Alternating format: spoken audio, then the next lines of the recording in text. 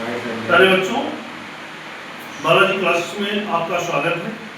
आज आपको हम बैटरियों के बारे में बताएंगे। बैटरियां क्या होती हैं, बैटरियां या व्यावसायिक सेल।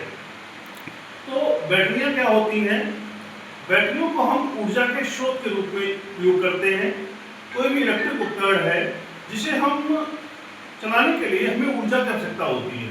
अगर हमारे पास बिजली है, विद्युत है, तो हम उसमें उस उपकरण को लगा के उसे चला सकते हैं। लेकिन जब हमारे पास बिजली या विद्युत नहीं है, तो हम बैटरियों का प्रयोग करके ऊर्जा के स्रोत के रूप में बैटरियों का प्रयोग करके हम उस उपकरण को चला सकते हैं। तो हम बैटरियां जो होती हैं वो मुख्यतः 3 प्रकार की होती हैं। 3 टाइप की बैटरियां होती हैं। उसमें आपकी एक है प्राथमिक सेल। प्राथमिक सेल, इसके बारे में आज आपको बताएंगे। प्राथमिक सेल क्या होती है? प्राथमिक सेल जो है ऐसा सेल जिसे हम एक से अधिक बार चार्ज डिस्चार्ज के माध्यम से नहीं गुजार सकते हैं, तो ऐसी सेल को हम क्या कहते हैं? प्राथमिक सेल कहते हैं।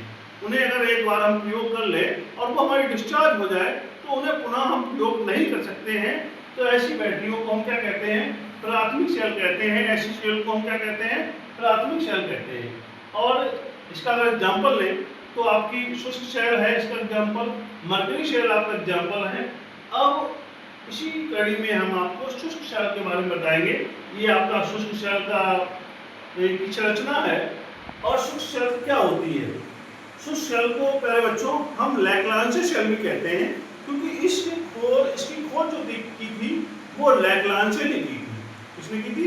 लैग्रांज ने इसकी खोज की थी, इसीलिए सेल को लैग्रांज सेल भी कहते हैं उनके सम्मान में।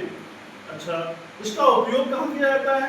इसका उपयोग किया जाता है हमारे ट्रांजिस्टर में, हमारी घड़ियों में, हमारे रिमोट में इसका हम प्रयोग करते हैं। अब इसकी संरचना की बात करते हैं।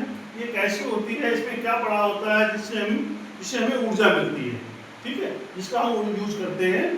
तो इसमें इस सेल में क्या होता है, ये इसकी संरचना है, देखो हमने पहले से ही बना के रखी है। इसमें कार्बन की छड़ पड़ी होती है। इसे अगर आपने कभी छोटे पे फोड़ के देखा हो तो एक ग्रेफाइट की छड़ पड़ी होती है, वो ये वाली छड़ है, कार्बन की छड़ है। इसे ग्रेफाइट कार्बन का ही ग्रेफाइट एक रूप है। तो कार्बन की छड़ पड़ी होती है जो कैथोड का कार्य करती है। और इसके अंदर इस छड़ के आसपास मैग्नीशियम डाइऑक्साइड और कार्बन का मिश्रण भरा होता है। यहाँ पे देखिए आप, यहाँ पे मैग्नीशियम डाइऑक्साइड और कार्बन का मिश्रण भरा हुआ है और इसके चारों तरफ NH4Cl का पेस्ट भरा होता है, ठीक है। और इसके एक दूसरी सिरे पे क्या होता है, इसे हम बंद कर देते हैं, जिंक के कैप से बंद कर देते हैं। ये जिंक का कैप जो होता है वो हमारा एनोड का कार्य करता है। चूंकि बैटरी है, बैटरी में 2 ध्रुव होने चाहिए, एक कैथोड है और एक आपका एनोड है। कैथोड में आपकी कार्बन की छड़ काम करेगी और जिंक का जो कैप होगा वो हमारा एनोड का काम करेगा। ओके, अच्छा, अब हम क्या करते हैं, इसकी आपकी रासायनिक अभिक्रिया बताते हैं कैसे ये काम करती है, कैसे ये विद्युत बनाती है। तो इसका एनोड पे कौन सी क्रिया होगी? एनोड में देखो जिंक है, Zn सॉलिड स्टेट में होगा, तो एरो Zn डबल पॉजिटिव हो जाएगा, 2 निकल जाएंगे। कैथोड पे कौन सी क्रिया होगी? कैथोड पे ये होगी MnO2 plus NH4Cl, sorry NH4 NH4 positive और plus E negative arrow MnOH plus NH3। ये क्रिया आपकी होगी कैथोड पे।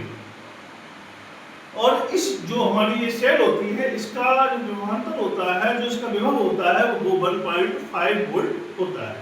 तो आपका ये रहा आज का टॉपिक, प्राथमिक सेल। कल की अगली क्लास में आपको हम मरकरी सेल के बारे में बताएंगे, इसकी द्वितीयक सेल है उसके बारे में बताएंगे, ठीक है। वो नेक्स्ट टाइम आप करते हैं।